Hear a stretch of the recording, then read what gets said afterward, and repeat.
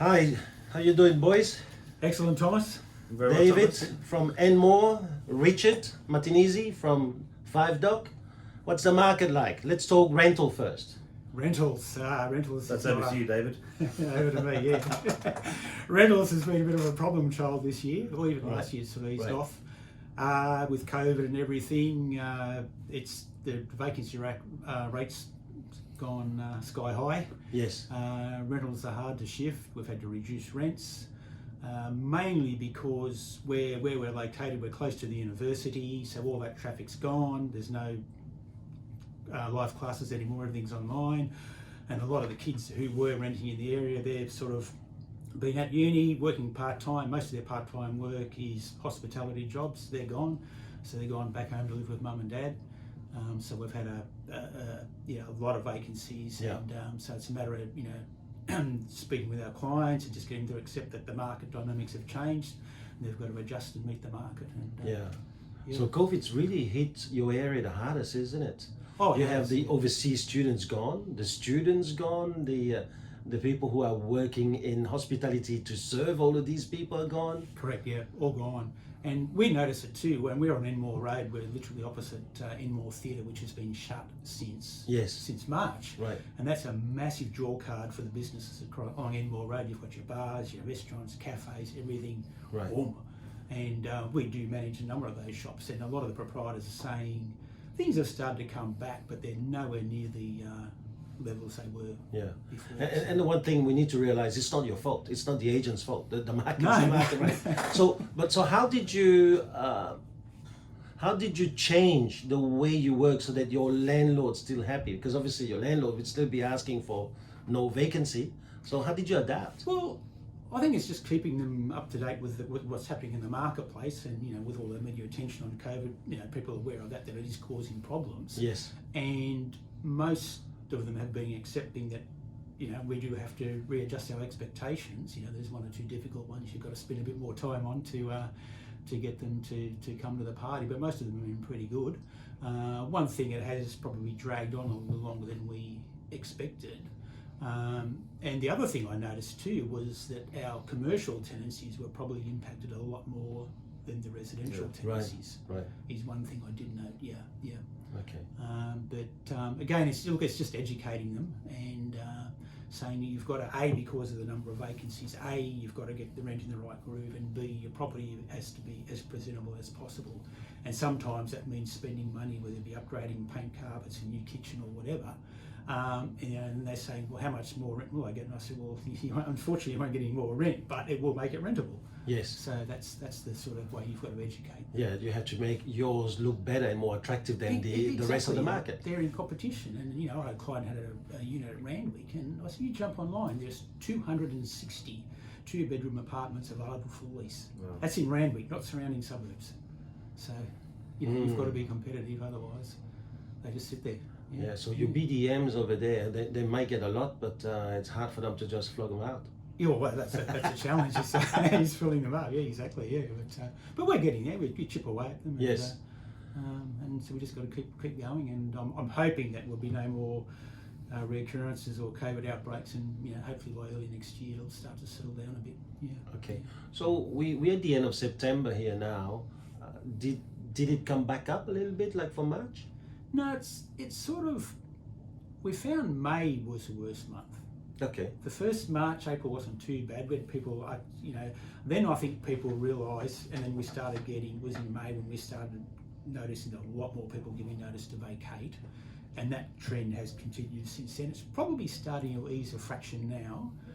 Looking at the vacancy rates, it's just started to drop ever so slightly, which is, at least it's a positive sign anyway. Yeah. So you got a good story to share with us, mate? On rentals? Yeah? It's as I said, it's just educating your clients. As I said, most of them have been accepting and willing to come to the party. Yeah, but you had a good tenant or good landlord to share with us. I mean, this is September. We should have a story. A good landlord story. Well, look, we've had people that have been sort of probably a bit more generous than I expected. They said, look, let's give them, I understand their predicament. Let's give them, whatever the discount we've agreed to for the next 6 months and things like that. Yes. And a lot of them are happy to lock it in for a period rather than just saying, look, I'll give you a discount for next 6 months, or not 6 months, sorry, 6 weeks, and see what happens. So look, I want to keep my tenant. I'm happy to lock it in for a 6-month lease. Yeah. And that benefits both parties. Yeah, So, and I think that's something that people don't get. You do actually both. You're very, very involved in both rentals and sales. Yeah. So your level of communications is amazing. You actually can talk on behalf of the sellers or the landlord and on behalf of the tenant and put them together and bring them together. That's right. And as a rental agent, that is very powerful. Oh, it is, yeah, because when as a property manager, you're the middleman between the two. So Yes. it's been able to negotiate something to keep both parties happy. And that's the secret of it. And if you can do that, well, it makes life a lot easier. Yeah. How about this sales market, the property market? How is it going now? Again, it's listing numbers are down.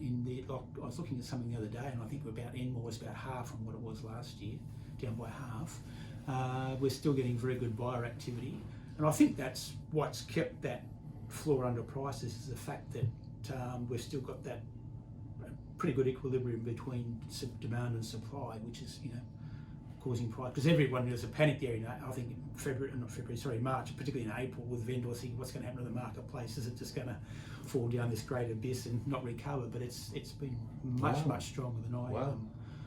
We're not getting massive price growth, but No. it's certainly stable. Yeah. But I would have thought that you'd have more stock. I mean, if there's more people with vacancy in their investment, I would have thought that a lot of them would have said, "Oh, let's dump it." We're not finding that. Most of the ones that are of the investors that are selling are more other reasons, Right. rather than the fact that it's empty and I can't afford the mortgage. Right. It's like with most property. People think, oh, the market's going to go bad, everyone's going to have to sell. But when you look at the number of people who are carrying very large mortgages, across, whether it's across Enmore or across all of Sydney or whatever, the percentage is not that great. So a lot of people can absorb a bit of a hit on their rent for 12 months, a couple of years. It's only the people that are sort of probably geared to the hilt where they will have some difficulties. Those people who haven't got their mortgage fixed obviously have got a much lower rate now, so they're cool too, aren't they? Oh, exactly, yeah. Isn't The it? rates are at all-time low. So if you take a bit of a hit on your rent, a 10% knock on your rent, well, it's the rates have been coming down. Most people can get by with that. Yeah. How about you? Do you find it the same in Five Dock? Because I believe that you have 8 open houses this Saturday. Yeah, so as David said, the market's still quite strong. We're finding that there's a lot of buyer activity, but very low on stock. I think just in Five Dock alone, there's only 6 houses for actually for sale at the moment. Wow. Which is not much at all.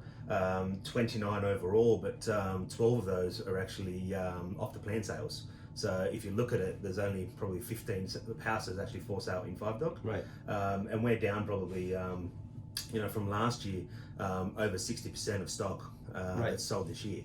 So the market, the level of stock is very low. What we do have is selling quite quickly. And we've just launched one, obviously, last Monday. It was just on the market for a week. We've had over 250 inquiries. First open house, which was on Saturday of last week, had 42 people through the door. Wow. So it's going to be a cracker of an auction coming up. When is that auction? That one's at Willoughby. When? On the 10th of October. Oh wow. Okay. Yeah. So full house. it's going to be a full house. Got to make sure we stick to the COVID guidelines. But no, it's still quite strong. Lots of buyer activity. Even yesterday, I launched a property and I've had 2 offers over the phone without even people seeing it. So wow. yeah, it's pretty crazy at the moment.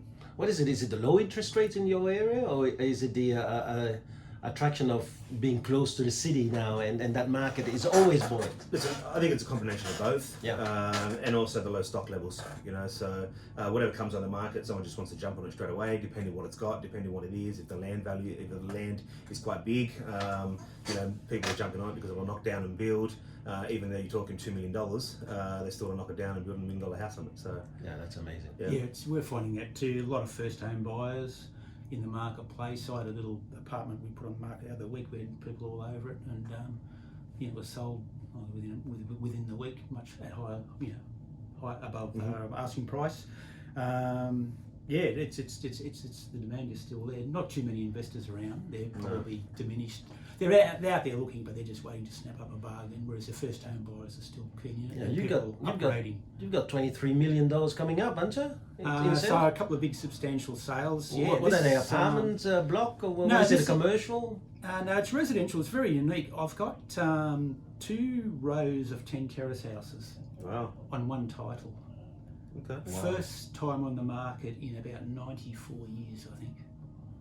Oh wow! So it's going to be a very interesting campaign. Maybe that's going to be more interesting than definitely Richard's one.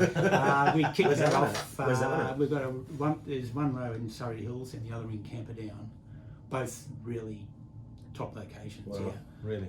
So it'll be very interesting. That'll be attracted to the the investors, property dealers, that sort of thing. So I'm looking forward to that. We kicked that off Saturday week, that campaign auction in the end of October. Yeah. Wow, that's going to be interesting. So it's very interesting. So what would be the kind of return on those two for the new purchases now? You reckon? Before or after land tax?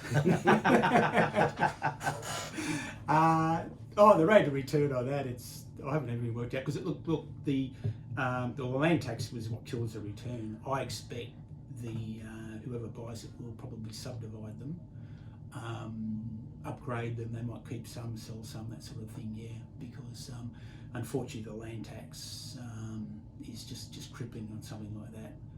I worked it out. I mean, the ones in Surrey Hills, I think about $1,100-1,200 a week in rent we're getting, and the land tax is $500 a week on each house. Wow. Yeah. You do the maths, yeah. Oh, wow. It puts a dent in your investment. Okay, maybe I'll be in Willoughby instead. Exactly. Hey, listen, I have to tell you, it's always an opportunity for someone. Oh, absolutely. This is the thing, it may not be an opportunity for everyone, but seriously, especially when it's been presented for the first time in 94 years, it's going to be an opportunity for a lot of people who've been saying, if that comes up, I'm there. Oh yeah, no, I've got a few people already been sniffing around for a while. Yeah. So yeah. Is that your way of saying, like, to anyone who's going to listen now, get out of that, butt off, don't get involved. I've got buyers for that already. David Agent declares interest. After my recent build, my pockets have been cleaned out. Oh, well, you should have seen it. He's bought a nice block, and then I think he's built the equivalent of 10-story houses on top of that building. Not quite that big. Yeah, but we're all settled in our new office now. It's great there. Yeah. In Enmore Road, yeah. It's a beautiful place. Yeah. Any good story from a seller or from a buyer, mate? Yeah, I've got one from a vendor. Yeah. I launched property a few weeks ago to go to auction, and I went to obviously sit down with them, give them some feedback, all that kind of stuff. And she sat me down and said, "Richard, I just want to give you some feedback." And I said, "Me feedback? I'm giving you feedback." She goes, "No, I just want to give you feedback." And I said, "Okay." And she's like, "Listen, I just want to thank you for everything you've done. You've been committed the whole way through. You've been very professional, this and that." And I said, "And?" And she goes, "No, it's just." And I was like, "But the auction hasn't even happened yet." I said, we just wanted to sit you down and let you know that, we're very appreciative, even though you had an operation, that you weren't even supposed to be here. You told us you weren't going to be here at the open home, and you even turned up just to make sure everything was running smoothly and all that kind of stuff. And we really appreciate it. I want to thank you for it. Wow. And I was like, you know what, it's the level of service I provide. It's not just, just to you guys. I said, it's to all my clients. And she goes, "No, we can tell. Like, everything you do is kind of perfection, and we really like what you've done with it." So I was very taken back by it. Yeah, but I think it's normal. When the operation you had, within a few days, you were back at work. I mean, that's a crazy thing. It's not a small operation you had, right? Yeah, I was. Yeah, back 3 What was that? I had a stent put in my vein in the brain, in the head. In the head? Not in the brain, in the head. Yeah, that supplies all the oxygen and the blood to the brain. Okay. So you feel yourself way more intelligent now? 100%. I'm waking up nice and early now. I think I wake up at your time now. No, it's really good. It's helped me a lot. So tell me, now, for people who don't know Five Dock or Enmore, what's the attractiveness of each of your area? I guess with Enmore, it's just the proximity to the city is one. You've got the university close by, RPA hospital, even UTS is not that far away. Just the lifestyle. Newtown Enmore's always been, a fairly eclectic collection of shops and venues and people and everything, and I think that's what makes it interesting. Probably the best Asian restaurants around, no? Yeah, Or maybe yeah, not. we've got Great Auntie 3 2 doors from us. Yes. Excellent Vietnamese. Yes, Very popular. It's been like this all during COVID. Like every day, there's people just milling around waiting for their spring rolls or their pho or whatever you pronounce it. It's just that we've got some very good restaurants in Enmore Road. A few different bars and everything, and you know, obviously Enmore Theatre, which is unfortunately not open at the moment. But there's a lot of other, you know, and I think it's just the general vibe, the local vibe, and everything, Yep. and the convenience to everything. I think is what is Right. a big draw card. Yeah. Yeah, and I think for Five Dock, it's the lifestyle as well, the people, and mainly the bay, the water there. So that's what attracts the people. 2046 postcode as well in general, which is Five Dock, but it goes all around Chickenham Bay, Warimba, Abbotsford, and pretty much from any street. If you're high enough, you can see the water. So I think that's what's very attractive, and being 7 k's from the city in the CBD is very, very good as well, and very handy. But it's really home for you. I mean, Martinesi, Italian, Yeah, Five yeah, Dock. I Italian. mean, that's home. You've come home. Exactly. Any other good story, boys? No, I think it's. What's the prediction for October? October? Be careful what you say here now, because when you're going to do a podcast in October, I might bring it up and say you were wrong. We're judging on the market now. I think still staying strong.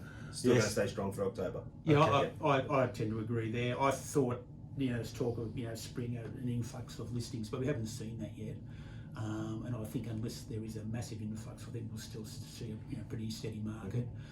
You know, I've got a couple of big options towards the end of the month, so it'll be interesting to see, you know, see how they pan out. But at this stage, yeah, it's all systems go, and I'm expecting a good month. Yeah. Anything else? Thank you very much, boys. Thank you, Thomas. Have a great month in October. Thanks for your time. Appreciate it. Thank you.